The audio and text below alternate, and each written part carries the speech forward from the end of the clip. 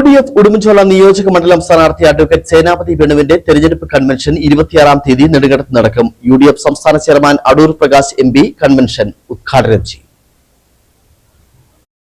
UDF Udumbanchola നിയോജക മണ്ഡലം സ്ഥാനാർത്ഥി അഡ്വക്കേറ്റ് സേനാപതി വേണുവിന്റെ തെരഞ്ഞെടുപ്പ് കൺവെൻഷൻ 26-ാം തീയതി 4 മണിക്ക് നെടുങ്കണ്ടത്ത് നടക്കുമെന്ന് നേതാക്കൾ വാർത്താസമ്മേളനത്തിൽ പറഞ്ഞു.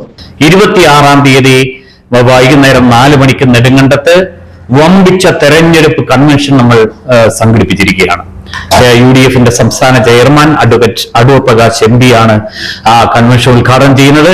ആ കൺവെൻഷനോടുകൂടി ഞങ്ങളുടെ മണ്ഡലം തല UDFന്റെ കൺവെൻഷനുകൾ, അതേപോലെ തന്നെ മറ്റ് ബൂത്ത് തലത്തിലെ കൺവെൻഷനുകൾ ഒക്കെ ഞങ്ങൾ പൂർത്തീകരിച്ചുകൊണ്ട് സ്ഥാനാർത്ഥി പര്യടനത്തിലേക്ക് ഞങ്ങൾ തൊട്ടു പിന്നാലെ തന്നെ കടന്നുപോവുകയാണ്. ഡീൻ കുര്യാക്കോസ് MP, UDF ജില്ലാ ചെയർമാൻ ജോയ് വെട്ടിക്കുഴി, UDFന്റെ സംസ്ഥാന ജില്ലാ നേതാക്കൾ തുടങ്ങിയവർ പരിപാടിയിൽ പങ്കെടുക്കും.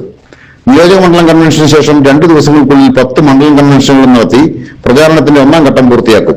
ഇവയ്ക്ക് ശേഷം നിയോജക മണ്ഡലത്തിലെ 202 ബൂത്തുകളിലും ഫീൽഡ് വർക്കുകൾ ആരംഭിക്കും. ഉടുമ്പൻചോല നിയോജക മണ്ഡലത്തിൽ വലിയ ജനപിന്തുണയാണ് അഡ്വക്കേറ്റ് സേനാപതി വേണുവിനെ ലഭിക്കുന്നതെന്ന് നേതാക്കൾ പറഞ്ഞു. വിവിധ തലങ്ങളിലുള്ള പിന്തുണകൾ സജീവമാണ്.